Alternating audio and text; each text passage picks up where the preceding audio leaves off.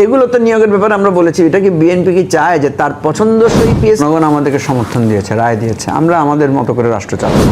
শক্তি দিয়ে কি যুক্তিকে পরাস্ত করে সরকারের একটা বাহিনী গিয়ে একজনকে একটা ব্যাংকের চেয়ারম্যান বানিয়ে দিয়ে আসতে পারে? এটা কি বিএনপি কি চায় যে তার পছন্দসই পিএসসি? এই সরকারও এটা চায়, বিরোধী দলও এটা চায়। আমেরিকার সঙ্গে যাদের একটু শত্রুতামূলক সম্পর্ক আছে তাদের সঙ্গে ব্যবসা বাণিজ্য করাও কঠিন হয়ে যাবে। সমস্ত বক্তব্যকে বিএনপি এক শব্দে অপপ্রচার বলেছে। বিএনপি এখন সংস্কার কমিশন না করে সে সংস্কার কমিটি করছে। দীর্ঘদিন আসলে আমরা বাংলাদেশে দেখেছি যে বিরোধী রাজনৈতিক দলগুলো নানান সময়ে সরকারি রাজনৈতিক দলকে চাপের মুখে রাখার জন্য নানান রকমের হুমকি কিংবা রাজপথে নামার এক ধরনের বক্তব্য দিয়ে থাকে। এবারে আমরা দেখতে পেলাম যে খোদ বিএনপি আসলে বিরোধী রাজনৈতিক দল বিএনপির বিরুদ্ধে যেই বক্তব্যগুলো দিচ্ছে, বিশেষ করে জুলাই সনদ ইস্যুকে ঘিরে বা সংস্কারকে ঘিরে, সেগুলোকে অপপ্রচার বলে তারা বলছেন এই অপপ্রচারের বিরুদ্ধে বিএনপি মাঠে নামবে। সরকারি দল এবং বিরোধী দল দুটো রাজনৈতিক দলই যদি এই অপপ্রচারকে ঘিরে মাঠে থাকে, রাজনৈতিক অঙ্গন আসলে আরো কতখানি উত্তপ্ত হতে যাচ্ছে সামনে। ধন্যবাদ আপনাকে। এখানে রতন ভাই আছেন, প্রিন্স ভাই আছেন, দর্শকরাও শুনছেন। উত্তেজনা তো আজকে আপনি তৈরি করে ফেললেন অলরেডি। আপনার ইন্ট্রোটা খুব সুন্দর হয়েছে যে সরকারি দল বিরোধী দল রাজপথে চলে যাচ্ছে উভয়ে। তাহলে বুঝতে পারছি যে পার্লামেন্টের সমাধান হচ্ছে না।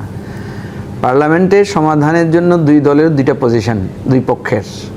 একটা হচ্ছে সংবিধান সংস্কার পরিষদ, যেটা আপনি বললেন, যেটা আমাদের জুলাই সনদে এবং সবচেয়ে বড় কথা হচ্ছে গণভোটে যেটা রায় এসেছে।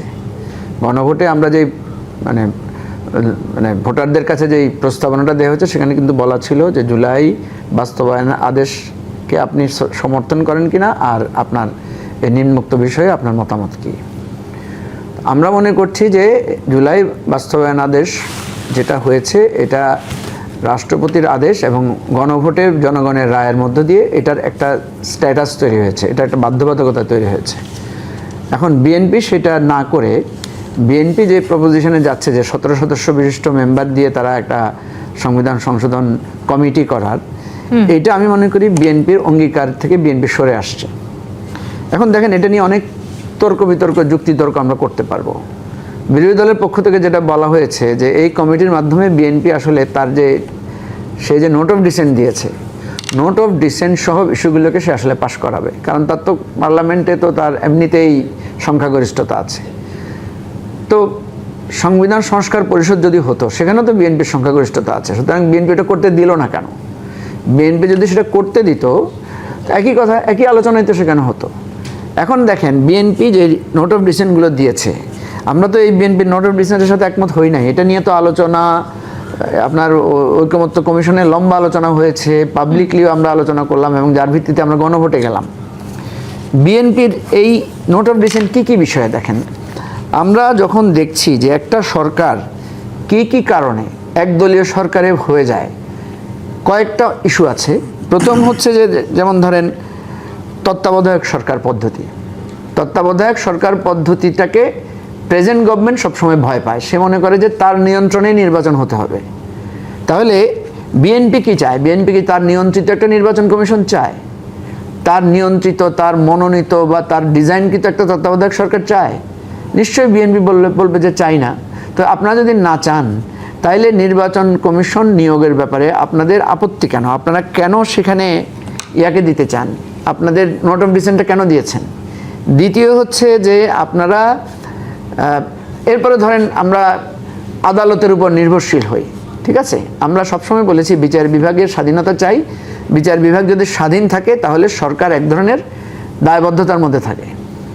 তো বিএনপি বলছে বিচার বিভাগের স্বাধীনতা চায়, কিন্তু আমরা যখন স্বাধীন বিচার বিভাগের প্রসঙ্গে নিয়োগ প্রক্রিয়ায় সুপ্রিম জুডিশিয়াল অ্যাপয়েন্টমেন্ট কমিটির কথা প্রস্তাব এসেছে বা অধ্যাদেশের মাধ্যমে একটা স্বাধীন বিচার সচিবালয়ের কথা আসছে, বিএনপি সেখানে সেটাকে আইনে পরিণত করছে না, করে নাই অলরেডি।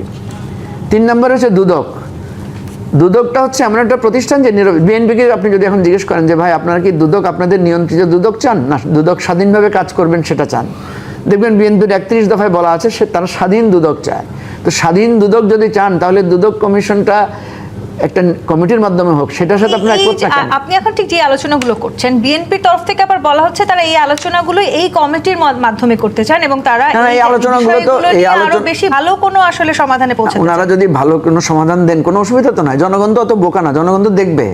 জনগণ যদি দেখে যে ওনারা একটা ভালো সমাধান দিয়েছেন, আমরা বিরোধিতা করছি, তখন তো জনগণ আমাদের বিরুদ্ধেই থাকবে।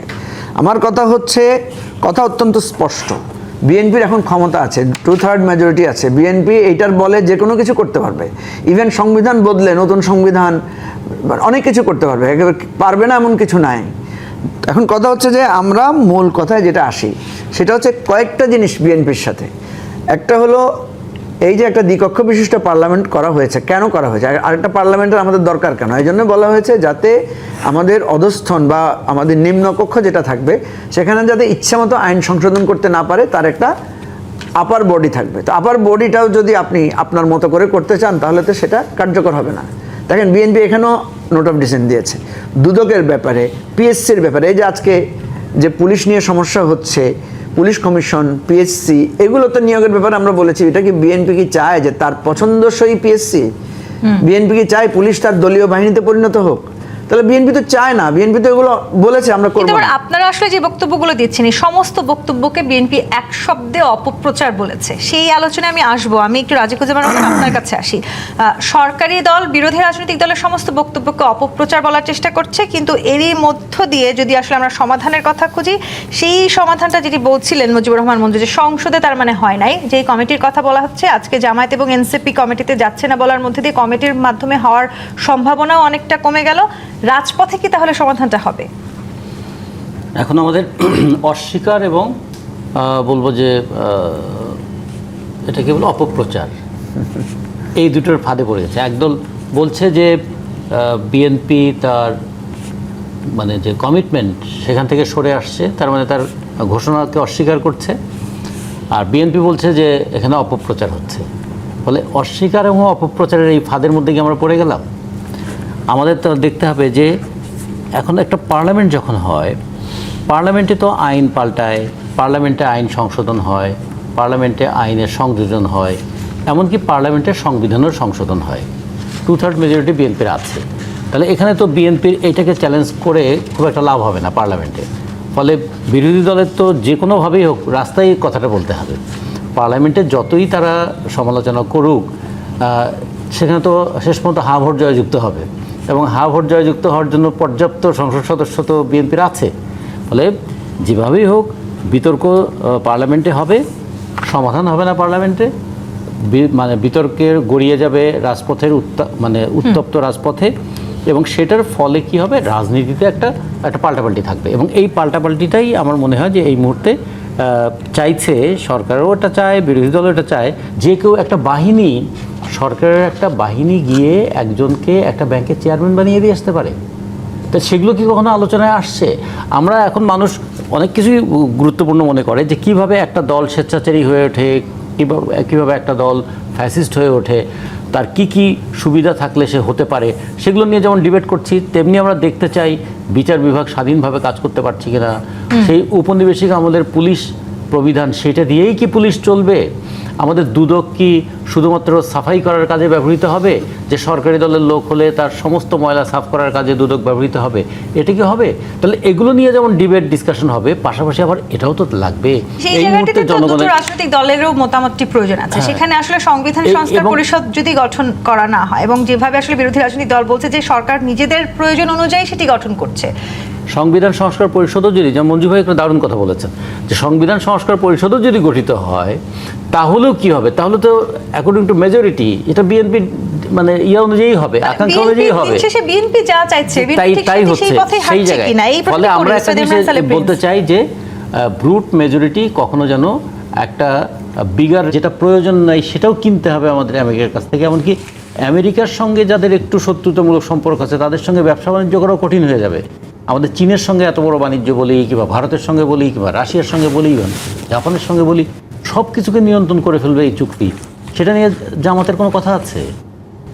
তার মানে বিষয়টা কি এইরকম, যে এমন কিছু বিষয় নিয়ে আমরা বিতর্ক করব, যে বিতর্কগুলো শুনতে ভালো, যে বিতর্কগুলো খুবই মানে ইন্টেলেকচুয়াল অ্যারেনাতে খুব কাজ করবে, কিন্তু বাস্তব জীবনে তার প্রভাবটা পড়বে তাহলে কম। কি যে উপদেশটা বলেছিলেন যে এই চুক্তির বিষয়ে বিএনপি জামায়াত সবাই জানতেন, সেটাও খানিকটা সত্যি হওয়ার সম্ভাবনা তৈরি হয়? আপনার মুখ থেকে এই কথাটা বের করার জন্য আমি একটু বলেছিলাম যে কথাটা আপনি বললেই ভালো হয়, যে তাহলে কি এটাই ধরে নেব আমরা? এই জন্য বললাম যে এটা কি বিরোধিতার ঐক্য? মানে আমরা কি এমন কিছু বিষয়ে বিতর্ক করব? এখন মানুষ যদি বলে যে আচ্ছা গণভোট হয়েছে, গণভোটে একটা গণসম্মতি থাকে, কিন্তু সংবিধান সংশোধন হয় কিসে? গণভোটে? গণভোটে কোনোদিন সংবিধান সংশোধন হয় না। আইন তৈরি হয় কি গণভোটে? হয় না। এটাতে সম্মতি থাকে। আইনটা তৈরি করতে হবে পার্লামেন্ট। তা ঠিক আছে, এই ডিবেটটা পার্লামেন্টে হোক। পার্লামেন্টে কখনো কখনো একটা ভয়েসও খুব গুরুত্বপূর্ণ। ওই রুমিন ফারহানা একটা ব্যক্তি না তুলে ফেলছেন না অনেক কথা, সেরকম কখনো কখনো একটা সিঙ্গেল ভয়েস খুবই গুরুত্বপূর্ণ। তো এই ক্ষেত্রে তো অনেকগুলো আছে, তাদের সংসদীয় আসন আছে। তো এই বিতর্কগুলো সংসদে করেও তো বিএনপিকে নাস্তানাবুদ করা যায়।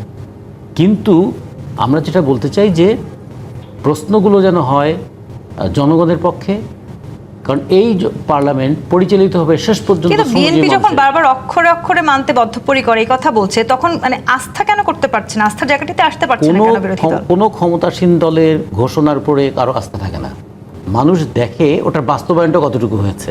কারণ কোনো দল কি কখনো ক্ষমতায় গিয়ে বলেছে যে আমি জনগণের বিরুদ্ধে কাজ করব? তা তো বলে আমি জনগণের পক্ষে কাজ করছি, কিন্তু যখন কাজটা জনগণের পক্ষে যায় না, তখনই তো বিরোধী দলের ভূমিকা সেখানে পালন করতে হয়। শুধু বিরোধী দল না, কখনো কোনো জনগণের চাপটা এরকম হয়, সরকারি দলের অভ্যন্তরে তখন ফাটল তৈরি হয়। তাহলে আমরা মনে করি সেই জায়গাগুলোতে জনগণের এই মুহূর্তে সমস্যা থাকে। আওয়ামী লীগের পথে হাঁটা শুরু করেছেন, এই জায়গাটা আসলে ঠিক আছে। ধরেন আওয়ামী লীগ অপপ্রচার করতো, আমরা যদি অপপ্রচার করি তাহলে তো অবশ্যই আমাদের সাথে আওয়ামী লীগের মিল বলবে। এটা আমি মনে করি সরকারি দলের কোনো অসুবিধা আমরা করছি কিনা সেই যুক্তিটা আমি দিচ্ছি। দেখেন, বিএনপি বারবার বলছে সংবিধান সংস্কার পরিষদ নিয়ে তার আপত্তি নাই। তার আপত্তি কি? এটা সংবিধানে নাই, এই জন্যই করতে পারছেন না তারা। এই তো বারবার যুক্তি কি দিচ্ছেন যে সংবিধান সংস্কার পরিষদ আমরা মানতে পারবা, কিন্তু এটা তো সংবিধানে আমরা মানি কিভাবে?